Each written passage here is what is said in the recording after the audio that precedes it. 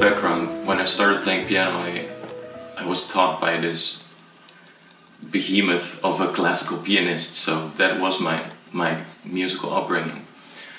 And at one point I auditioned for the classical department of the conservatory, but I started quite late as a pianist, so I was not nearly as good enough as you should be. So then I sort of trickled down and I studied pop music, and then sort of the pop infusion came and I started making more indie pop stuff. But I guess I went back to my roots in a way. It sort of came full circle. Usually when I compose something, I am super conscious about where something comes from. It might be like a certain chord or a certain melody or something, and then I can hear like, maybe I shouldn't use this. This is too much of this or that or genre or whatever. And usually it's me simplifying things. I have a tendency to overcomplicate my chords and all that stuff, because I have played a lot of jazz over the years. Usually I'm simplifying, but in this sense I just kept everything how it was. So that's why in Small Gestures you hear a lot of jazz chord voicings and bluesy orientated stuff.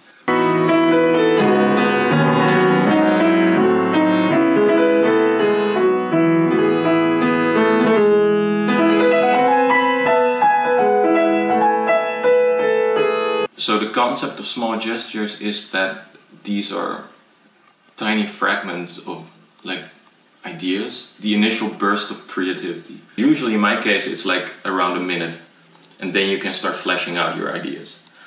And over the years, like the oldest idea from Small Gestures is already 5 years old. It's the first track. I accumulated those ideas that were, in my opinion, too complex for what I was doing with Analogue Dear at the time of Stories We Tell Ourselves, the last EP, which was more ambient driven.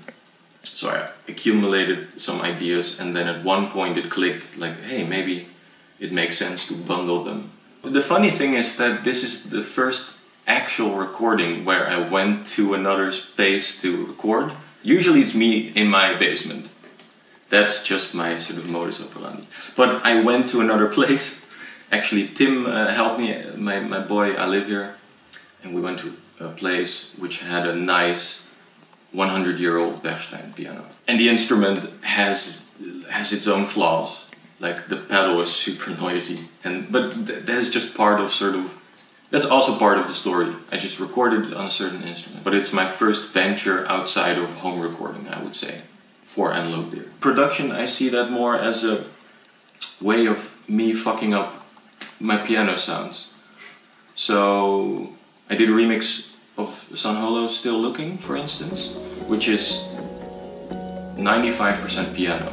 So all the percussion and all the, I don't know, sounds that sounds like strings or a guitar, it's all piano, but just processed differently. So that's my main process. Like I don't have a lot of equipment here, and I actually sold a lot as well. Like I had a lot of vintage synthesizers laying around and all this hardware, and I don't want to be a museum. Like I want to use it. If I don't use it, it goes. And I found a way to simplify the process, because I think having a plethora of choices doesn't always sort of make the process of creating more efficient, you know? Also in the box, in your DAW, having 10 different reverbs is insane to me. Just, I have 2 and I use 1. But of course, like I have a few things.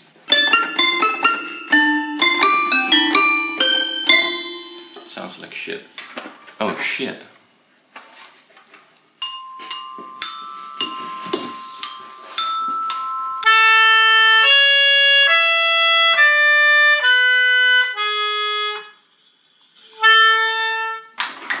That's it. I think I don't have anything else besides this. This is a weird selection of instruments, I just realized. Doesn't matter, I'm a pianist. I don't need this shit.